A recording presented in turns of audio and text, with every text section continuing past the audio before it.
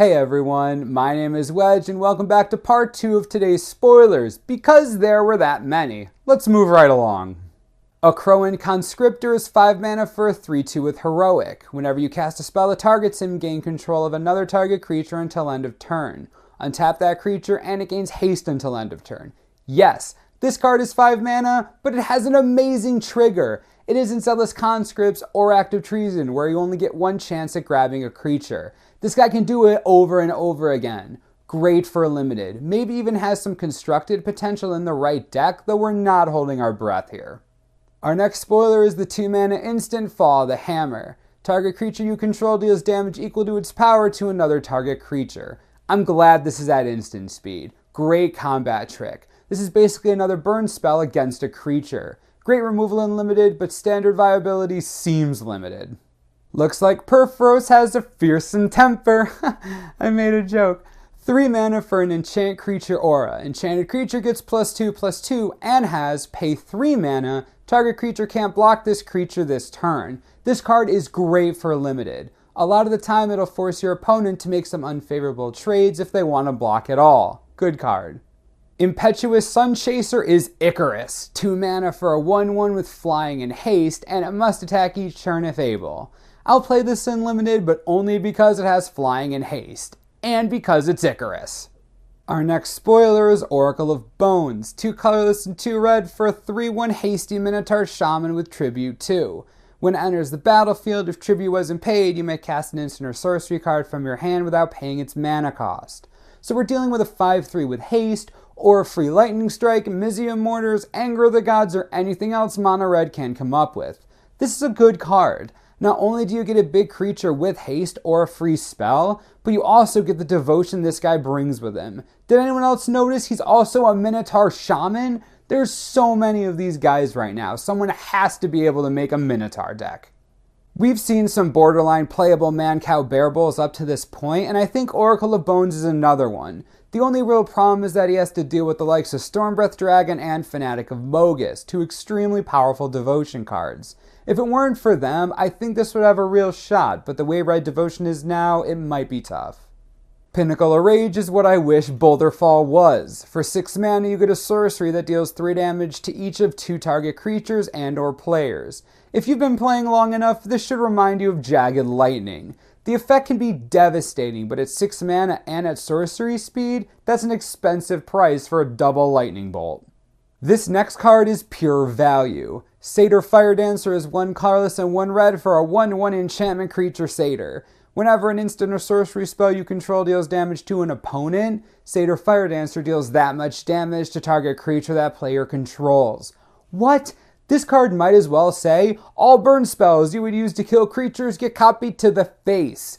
Yes, he's a 1/1. I know it's fragile, but come on. Young Pyromancer provides similar spell value and also only has 1 toughness, for reference. The ability is great on this guy. I know it only targets creatures, but I think we all expect at least a couple new aggro decks to become a thing. Mainly blue-white, green-white, and black-red variants. This isn't the best card ever, but I think the ability is going to be relevant and it might see some play. Whims of the Fates is a card made for me. In other words, for the gambler in all of us. This 6 mana sorcery has each player, starting with you, separate all permanents he or she controls into 3 piles. Then each player chooses one of his or her piles at random and sacrifices those permanents. Key thing to note here, you can have empty piles. So let's review. You could take every single permanent you have, put them all in 1 pile, and have a 2 out of 3 chance of avoiding certain death. I love taking risks, and this is the most fun risky card I've seen in a while. Obviously made for the casual crowd, but that's okay, cause it's really cool. Aspect of Hydra is 1 green mana for an instant that gives target creature +X/+X until end of turn, where X is your devotion to green. This is a playable card. A lot of the time it'll be bigger than a giant growth. While it may not become a staple or warp the format, I wouldn't be surprised to see this get some serious play. It's really good. Courser of Kruphix is 1 colorless and 2 green for a 2/4 enchantment creature centaur. Play with the top card of your library revealed. You may play the top card of your library if it's a land card, and whenever a land enters the battlefield under your control, you gain 1 life. This is obviously reminiscent of Oracle of Moldiah. Granted, you don't get the extra land per turn, this is pretty decent. He gives 2 Devotion to green, and with Scribe being a relevant mechanic, playing with the top card of your library revealed can give you serious card advantage. Good for limited, might be playable in standard, but I have reservations about it. Culling Mark is 3 mana for a sorcery. Target creature blocks this turn if able. Sorcery Speed Lure. Nice for limited formats? This next card is a Spider. Grave Robber Spider is a 4 mana 2/4 with reach. For 3 colorless and 1 black mana, it gets +X/+X until end of turn, where X is the number of creature cards in your graveyard. You can only activate this ability once each turn, but it isn't bad. Makes for a decent late game threat in limited, and reach is always relevant since flying is such a threat. So yeah, playable in limited. Hunter's Prowess is 4 colorless and 1 green for a sorcery speed pump spell. Until end of turn, target creature gets +3/+3 and gains trample, and whenever this creature deals combat damage to a player, draw that many cards. This card is hysterical for both Commander and Limited. I want it to be good for Standard, I really do, but at sorcery speed and at 5 mana, this thing is a huge investment and creates a target on one of your creatures so large it'd be impossible for your opponent to ignore. In Commander, this card will let you beat up on the weakest person and gain a ton from it. In Limited, removal is always scarce, so pumping up anything can net you some serious card advantage. Great card for those formats. Peregrination is the new 4 mana equivalent to Cultivate and Kadama's Reach. Search your library for up to 2 basic land cards, reveal those cards, and put 1 onto the battlefield tapped and the other into your hand. You then scry 1. Just like Cultivate and Kadama's Reach, this is going straight into Commander decks everywhere. The ability has had a long history in Magic, and Commander players will never stop using it. It's that simple. Because there always has to be a Hydra, Scourge of Skola Vale is 2 colorless and 1 green for a 0/0 Hydra with Trample. It enters the battlefield with 2 +1/+1 counters on it. You can tap it and sacrifice another creature to put a number of +1/+1 counters on the Scourge that are equal to the sacrificed creature's toughness. First, this art is disgusting. Like, really look at it. Second, bomb for limited. There are a ton of walls in the last 2 sets that you can sacrifice to this guy. I mean, Yoke Docs. Come on. This next card makes me want Inspire to be a thing so badly. Siren of Silent Song is 1 colorless, 1 blue, and 1 black for a 2/1 flying zombie siren with an inspired ability. When it becomes untapped, each opponent discards a card and puts the top card of his or her library into his or her graveyard. At first glance, this is a bad Hypnotic Spectre, but with Inspired being a thing, if you can get triggers on this guy, it's debilitating for your opponent. Bomb and limited for sure, but if enough playable Inspired enablers exist, this might see Standard play. It's a long shot, don't get me wrong, but it would be sweet if someone made it work. We've already seen Nyxborn Shieldmate, but the rest of the Nyxborn Psycho is just released. Nyxborn Triton is 3 mana for a 2/3 enchantment creature merfolk with a bestow cost of 5. Simple card, decent and limited, not playable anywhere else unfortunately. It's just too expensive.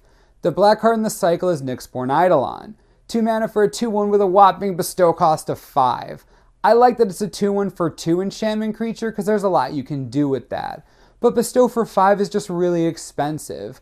There are other enablers you can use that are much cheaper and have increased effects. In this upcoming limited format, however, there is a bigger emphasis on enchantments and the rewards they can grant you. While I'm not super excited about this guy, he's at least a bit relevant and possibly filler worthy depending on your deck. The red card in this cycle is Nyxborn Rollicker, 1 mana for a 1/1 satyr with a bestow cost of 2. This is a card I can get behind. It's cheap, it bestows cheap, it enables heroic cheap.